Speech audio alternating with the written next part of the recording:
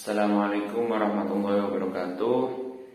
Alhamdulillahirabbil alamin wa bihi nasta'inu ala umuri dunya waddin. Wassalatu wassalamun ala mursalin sayyidina wa maulana Muhammadin wa ala alihi wa sahbihi ajma'in. Perkenalkan, nama saya Teknik Tiar Alvin Prayoga dari kelas Manajemen Dakwah A dengan NIM 2110204013. Di sini saya akan sedikit menjelaskan mengenai moderasi beragama.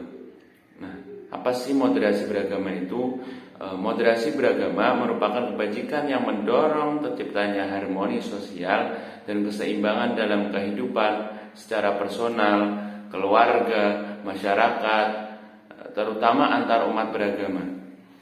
Tentu kita semua meyakini bahwa agama yang mengajarkan sesuatu yang baik, akan tetapi pada beberapa tahun kebelakang ini terdapat aliran agama, terutama dari agama Islam sendiri, yang menyimpang dari ideologi Pancasila, atau dapat disebut dengan aliran Islam yang bersifat keras. Nah, banyak ideologi internasional yang menghasut agama Islam dan mulai masuk di Indonesia, seperti halnya Ansarud Daulah yang mengadopsi ideologi dari ISIS yang notabene berasal dari Amerika Serikat, yang negaranya mayoritas bukan memeluk agama Islam. Tentu sebagai calon sarjana intelektual Islam, kita harus mencintai pengetahuan. Hal ini berguna untuk mengetahui role model diri kita sendiri.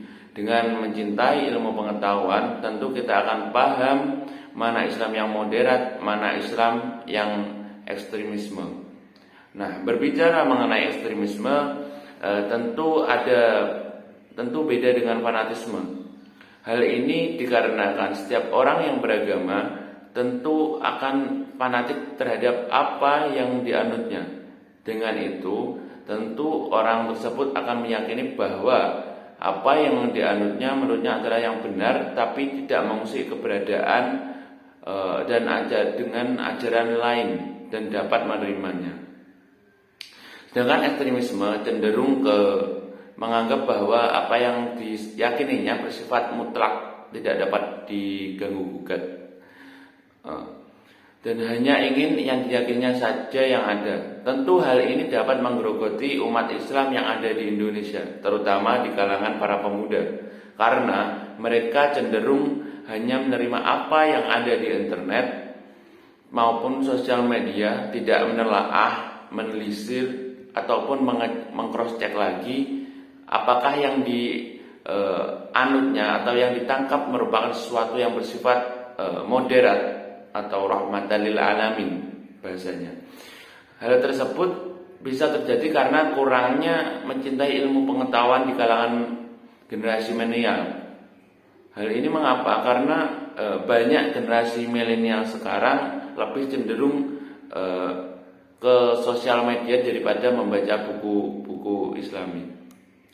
Hal itulah yang mempengaruhi bagaimana wajah negara Indonesia ke depannya. Karena jika umat Muslim di Indonesia berperspektif mengenai permusuhan, maka akan membuat Indonesia terpecah belah di ambang kehancuran. Hal ini dikarenakan penduduk Indonesia 87% atau mayoritasnya adalah umat yang beragama Islam. Nah, sosial media lah yang sekarang menjadi penyebaran mengenai semua pengetahuan seperti paham-paham agama, ide-ide radikalis maupun yang lainnya. Tentu kita sebagai generasi muda harus pandai memilah mana Islam yang rahmatan lil alamin, mana Islam yang moderat, mana yang bukan. Karena paham moderat terpampang dan tersebar luas melalui Islam, melalui sosial media maupun internet. Nah, salah satu ulama moderat adalah Gus Dur. Beliau mampu membumikan moderasi antar umat beragama melalui perspektif sosiologi agama. Sebagai seorang mahasiswa, hendaklah kita meneladani beliau, yakni dengan membaca semua ilmu pengetahuan agar kita mampu memahami kondisi perspektif berbagai paham ideologi maupun keadaan lingkungan di sekitar kita. Dan kita harus terus membumikan moderasi beragama. Hal itu mengapa? Agar negara kita menjadi negara yang baldatun thayyibatun warabun ghafurun. Mungkin itu sedikit pemaparan saya mengenai moderasi beragama. Apabila ada salah kata maupun salah ucap, saya mohon maaf yang sebesar-besarnya. Akhirul kalam, wabillahi taufik wal hidayah. Wassalamualaikum warahmatullahi wabarakatuh.